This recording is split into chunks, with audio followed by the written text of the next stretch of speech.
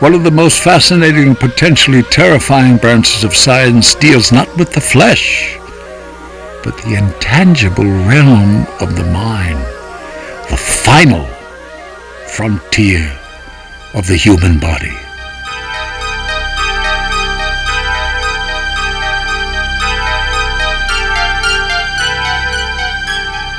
Needless to say, this sacred domain, this last Pandora's box of human curiosity, soon became a cornerstone for the early horror film. As mankind learned more about this ultimate mystery, as scientists such as Sigmund Freud deconstructed the mind and brought its functions to our understanding, the new field of psychiatry became another variety of moral transgression. A new sacrilege worthy of punishment. This remarkable film, directed by D.W. Griffith in 1913, presents a basic understanding of psychological medicine and a sympathetic view of the mentally ill. Yet it exploits our worst fears of insanity run rampant. Loose on the grounds of a sanitarium, a disturbed man wanders to a nearby home. In the Griffith tradition, a Victorian woman, virginal and innocent, becomes the potential victim of a more modern terror, the psychotic monster who dominates contemporary horror films from Halloween to the frightening The Silence of the Lambs. 51% of us think that TV, radio, and newspapers seldom or never portray us in a fair, accurate, humane manner. As a group, we are neither dangerous nor unpredictable, yet the media continues to spread this misconception.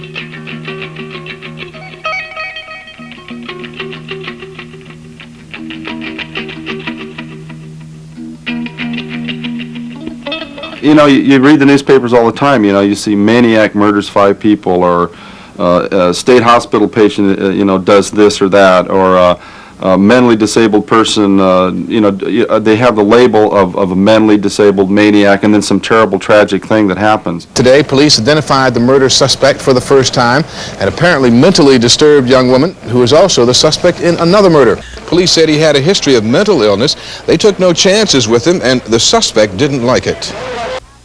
52% of us have been discriminated against because of psychiatric labeling.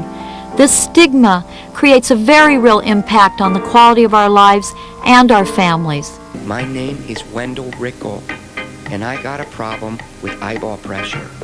And I can tell because of the burning up inside of my shoulders.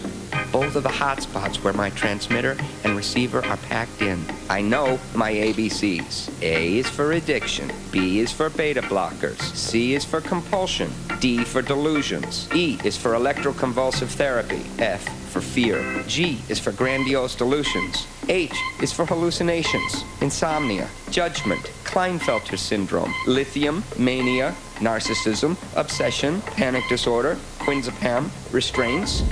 S is a world to itself, with schizophrenia, seizures, sexual dysfunction, sleep deprivation, substance abuse, and the big S, suicide.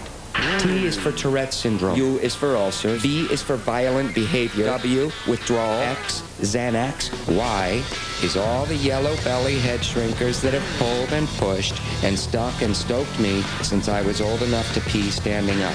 And Z is for Atlas, who along with myself assigned the arduous task of supporting the entire planet as punishment for siding with his brother Titans in their war against the Cyclops-releasing, thunderbolt-hurling, ruler of all gods, Zeus.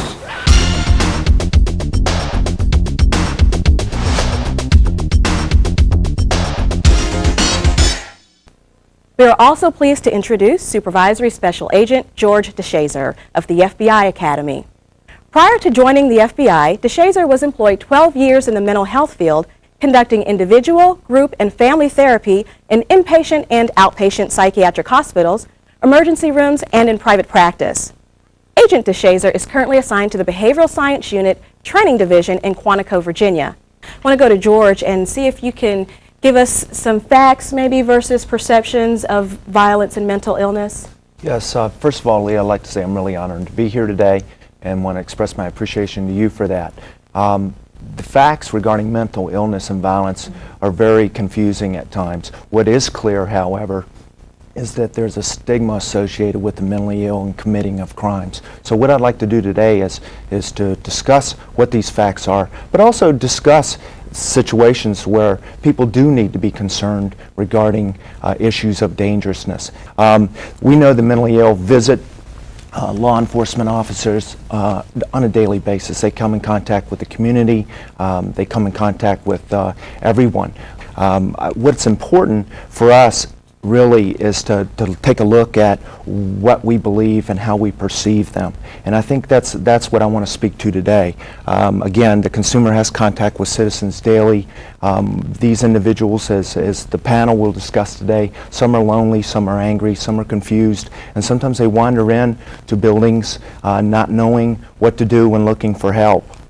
One of the things that I think is the basic foundation for what I believe, or what are these facts, and can we separate them from misinformation that can cause the stigma that I'm talking about. Certainly, despite the infrequency and display of violence with the mentally ill, mental disorder and violence are closely linked in the public mind. And all you have to do is look into the paper, turn on TV sometimes, look at what's being reported, movies, and this is very inaccurate, and we know this not to be true. We know that substance abuse presents much greater risk for violence than that of mental illness. A recent study with the Department of Justice reported that 40% of incidents involving violence had to do with the factor of alcohol involvement, not mental illness. And this is important. When we look at crime, and I think certainly as a law enforcement officer, people may assume misinformation that crime is committed by individuals that are mostly mentally ill. This is not true. Certainly, the majority of crimes in America are committed by persons with all levels of functioning and personality types. A small portion, and one of the last things I want to say is a small portion of violence in America can be attributed to mental disorder. It does happen. Some clients are dangerous, but very few of them, and fewer than the society would think, because most mental health clients have exactly the opposite problem. They're too passive. Just like any oppressed group, stigmatized group in our society that are powerless, whether it's been blacks or women or Chicanos, they're the ones that are more victimized. And yet the dominant ideology is always was showing that black man does this, never white man does this. And it's the same thing with ex-mental patients. We're not any more dangerous. In fact, most studies have shown we're less dangerous.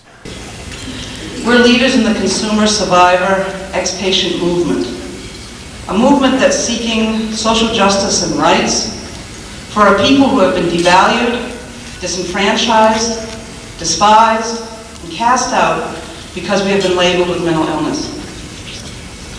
To be effective leaders, it is important for us to know our history. History is not something that is a fact and that exists in the past.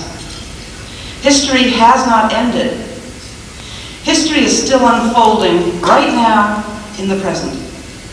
History is a story with a past, with a present, and that opens onto a future. But who gets to tell the story? And who is silenced? Whose experience gets recorded? And whose story is erased? Whose reality is affirmed? And whose is denied? That is a matter of the politics of memory. The master narrative shrinks us into disease categories.